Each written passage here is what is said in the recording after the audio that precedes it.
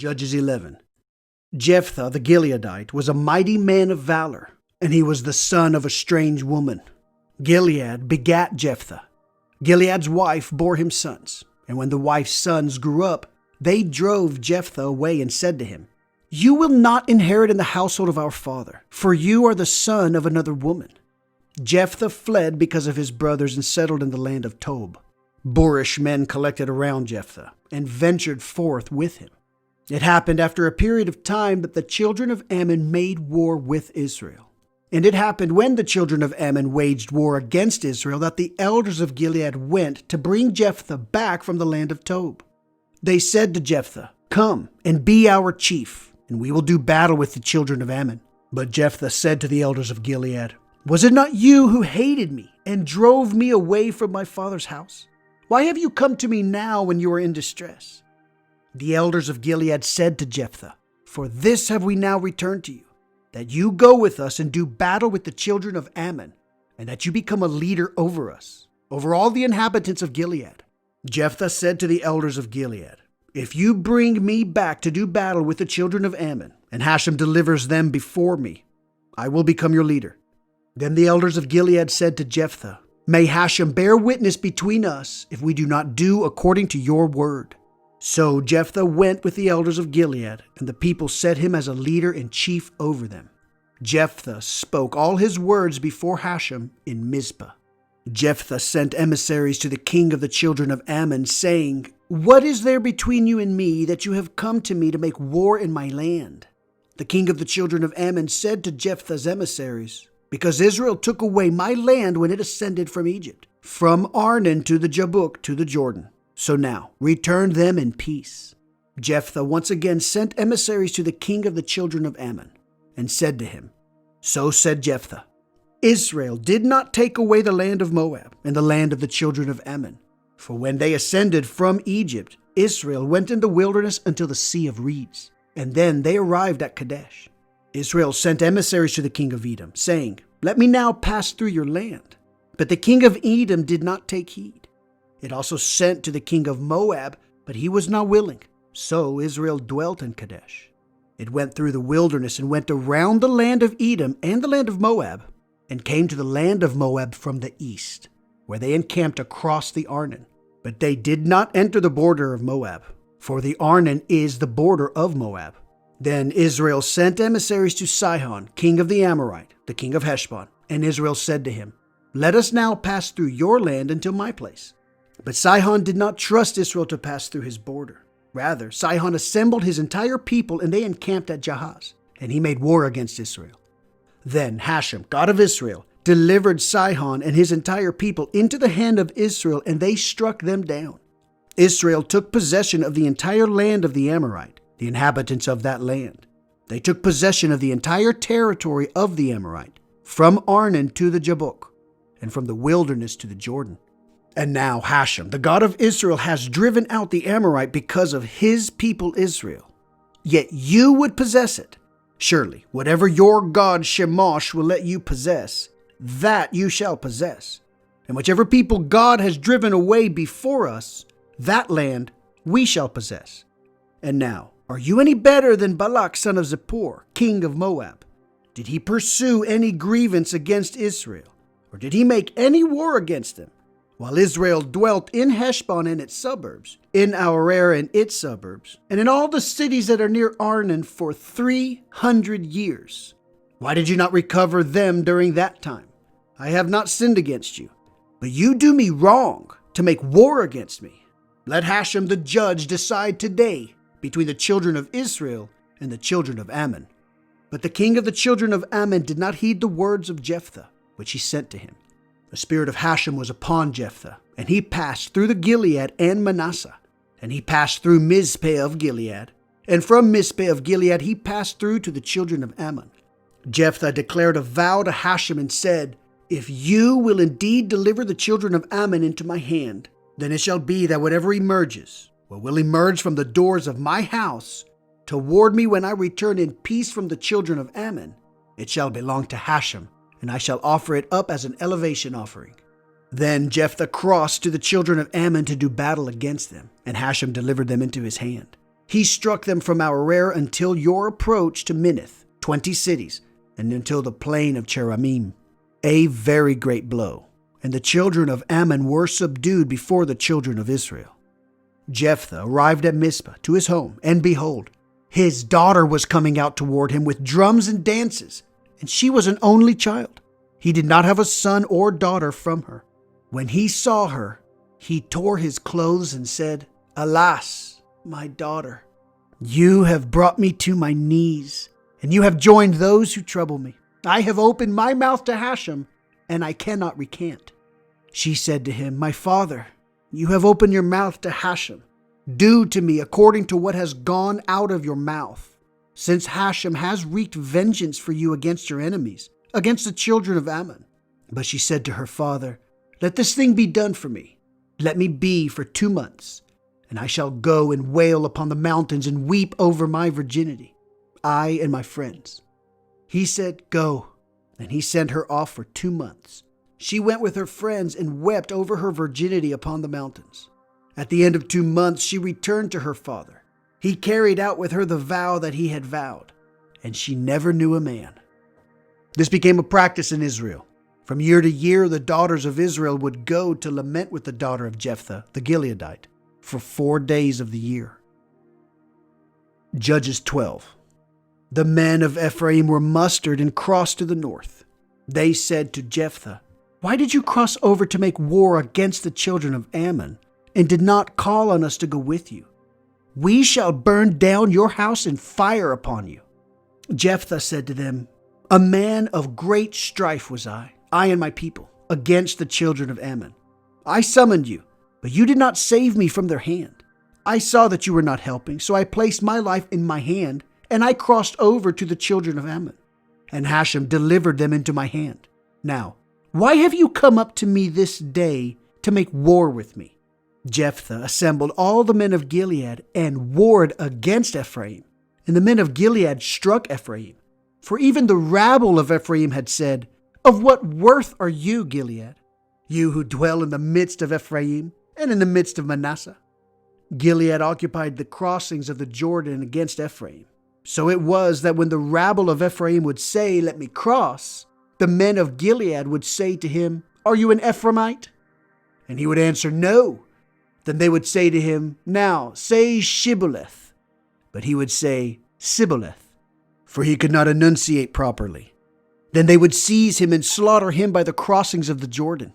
During that time, 42,000 fell from Ephraim.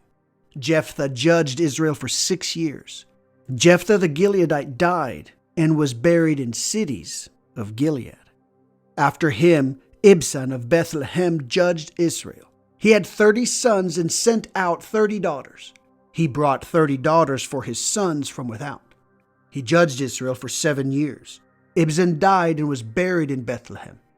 After him, Elon the Zebulunite judged Israel. He judged Israel for 10 years. Elon the Zebulunite died and was buried in Aijalon, in the land of Zebulun. After him, Abdon, son of Hillel the Parathonite, judged Israel. He had 40 sons and 30 grandsons, riding on 70 colts. He judged Israel for 8 years.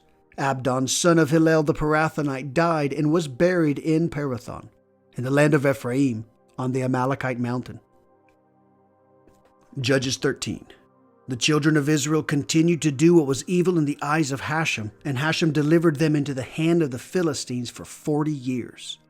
There was a certain man of Zorah, of the family of the Danite, and his name was Manoah. His wife was barren and had not given birth. An angel of God appeared to the woman and said to her, "Behold now, you are barren and have not given birth, but you shall conceive and give birth to a son.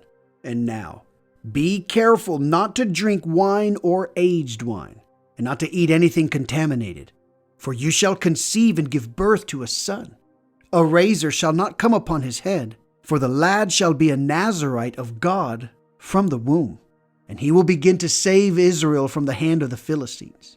The woman came and told her husband, saying, "A man of God came to me, and his appearance was like the appearance of an angel of God. Very awesome. I did not ask him where he was from, and he did not tell me his name. He said to me, 'Behold, you shall conceive and give birth to a son. And now, Do not drink wine or aged wine, and do not eat anything contaminated. For the lad shall be a Nazirite unto God from the womb until the day of his death." Manoah prayed to Hashem and said, "Please, my Lord, may the man of God whom you sent come now again to us and teach us what we should do with the lad who is to be born." God heeded the call of Manoah, and the angel of God came again to the woman when she was sitting in the field. But Manoah, her husband, was not with her. The woman hastened. She ran and told her husband. She said to him, "Behold, the man who came to me that day has appeared to me." Manoah arose and went after his wife. He came to the man and said to him, "Are you the man who spoke to the woman?" He said, "I am." Manoah said, "Now may your words come true. What should be the conduct of the lad and his behavior?" The angel of God said to Manoah, "Of everything I spoke to the woman, she should beware. Of anything that comes from the grapevine, she shall not eat. Wine or aged wine, she shall not drink. Anything contaminated, she shall not eat. Everything that I commanded her, she shall observe." Manoah said to the angel of Hashem, "Please, let us detain you, and we shall prepare a goat kid for you." The angel of Hashem said to Manoah, "If you detain me, I shall not eat of your food. If you wish to prepare an elevation offering, offer it up to Hashem." For Manoah did not know that he was an angel of Hashem. Manoah said to the angel of Hashem, "What is your name, so that when your word comes about, we may honor you?" The angel of Hashem said to him, "Why is it that you ask for my name? It is hidden." Manoah took the goat kid and the meal offering and brought them upon the rock to Hashem. And the angel performed a miracle, as Manoah and his wife watched. It happened that as the flame rose up from atop the altar to the heavens, the angel of Hashem went up in the flame of the altar. Manoah and his wife were watching, and they fell upon their faces to the ground. The angel of Hashem no longer appeared to Manoah and his wife. Then Manoah realized that he was an angel of Hashem. Manoah said to his wife, "We shall surely die, for we have seen a godly angel." His wife said to him, "Had Hashem wanted to put us to death, he would not have accepted from our hand an elevation offering and a meal offering, nor would he have shown us all this, nor would he let us hear such tidings at this time." The woman gave birth to a son, and she called his name Samson. The lad grew, and Hashem blessed him. The spirit of Hashem began to resound in him in the camp of Dan, between Sorah and Eshtaol. This is Judges 11 through 13. So it seems that for the child of the other woman, life is hard. However, the irony is not lost that these rejects become the saviors. And so it is that another judge is appointed with this person, Jephthah. So here's the question time. What is this story telling us right now? We have a series of people who become spiritually enlightened by God, and through this enlightenment, they go on to lead Israel into freedom and happiness and good times. And the freedom and happiness and good times last only for the period of time that the judge lives. Once the judge dies, there's sort of like a descent back into chaos, and this cycle repeats itself. The character of person that God chooses to be judge ranges from the famous in Othniel to the infamous, as we just saw with Abimelech, and God throws in a woman for good measure, just to keep it fresh and unpredictable. What are the Kohanim not doing that it should go so badly, so repetitively? Clearly, God's favor is not connected to the priests doing these rituals, doing these sacrifices, performing these services. Instead, we see God time after time turn away from Israel because they reject him, only for them to go and get burned. While they're burning, with a contrite heart, they go to God and they say, "I'm sorry, save us." And he does. The cycles look like long periods of salvation, short periods of misery. Now, this story of Jephthah highlights some angst that exists between these tribes, because Jephthah's this guy who is asked by these elders to defend him. He does. In an effort to mount a defense, he reaches out to his brothers, and Ephraim says, "We're not interested." Only later, after the war has been won, for Ephraim to come and insult and accuse Jephthah of having done something wrong. And with that, civil war erupts. So clearly something is happening with these men of Ephraim, as this is the second time that they've done this. For however long this civil war is happening, these Ephraimites trying to cross the river, they can't pronounce Shibboleth. They always say Sibboleth. And this is the way that Jephthah and his group are able to identify their enemy.